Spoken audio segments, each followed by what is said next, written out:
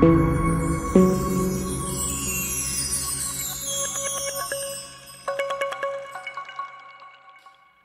à tous, coup de tonnerre ce mardi soir, le grandissime favori de toute la presse, celui qui allait être le chouchou du public ce mercredi pour votre quintet à Vincennes, vient de jeter l'éponge, il est déclaré forfait. On redistribue les cartes. Eh bien, moi, comme monsieur, madame, tout le monde, je l'avais mis en tête, eh bien, finalement, c'est mon chouchou, un cheval que je mets tout le temps, qui passe en pole position dans ma sélection, le 12 Bilo Jepsum. Je l'adore, il est régulier, je trouve que justement il peut profiter de ce forfait pour enfin renouer avec le succès car c'est un très bon cheval. Et puis le 13 Grâce du Dijon, confié à Franck Nivard, vous le savez, je mets le plus souvent possible ce grand driver. Grâce du Dijon est débarrassée du grandissime favori. Elle, qui aime gagner notamment des quintets, voit ses ambitions monter d'un cran et elle pourrait très bien l'emporter si elle est dans un grand jour parce que c'est elle qui décide. Ensuite, Bordeaux S, ex-cheval de JMB, est passé chez Bondo. Le cheval, ce numéro 6, est en pleine forme actuellement. Eh bien, je sais que les Bordelais vont le jouer, ce numéro 6, car il a tous les atouts, mené par Gabriele Gelormini, on peut le suivre en confiance. Et puis, il y a un Viking.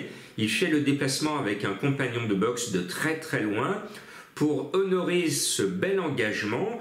Il est annoncé à 23 contre 1. Je pense que mon 15 Ferrari Sisu, s'il justifie son nom, si c'est une Ferrari avec plein de chevaux sous le capot, eh bien il va décoiffer tout le monde à côte. Donc je le mets. C'est un cheval que je connais bien, que je suis depuis longtemps.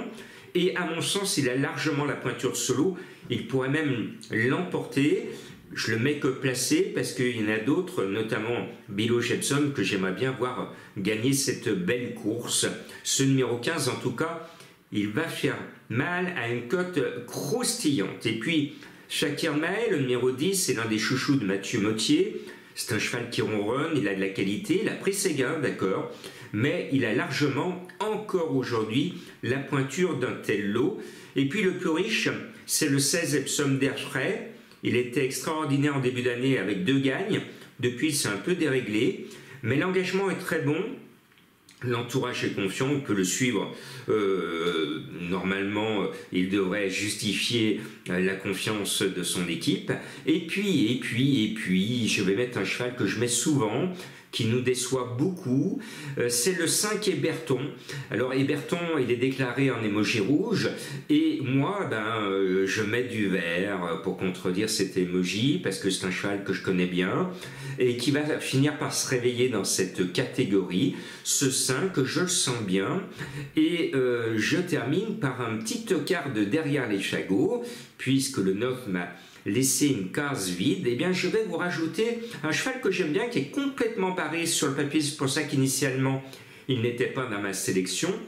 C'est Lance Fashion Touch, avec l'équipe de Zonet, excellent entraîneur, mené par François Lagadoc. Comme le forfait du gros favori libère un peu d'espace, eh bien je me dis que cet espace libre peut être rempli par ce numéro 1 à une cote très croustillante. Allez, c'est mon petit tocard. Bonne chance à vous. Et je termine par 2 chevaux mystères. Le premier a toujours fait et fait encore la renommée de Ravel, pour ceux qui aiment la grande et belle musique éternelle. Et puis l'autre, c'est le petit jaune que l'on boit avec modération sur la canebière, ce qui me permet de saluer mes amis qui me suivent dans le midi. Allez, avec modération, mon cheval mystère.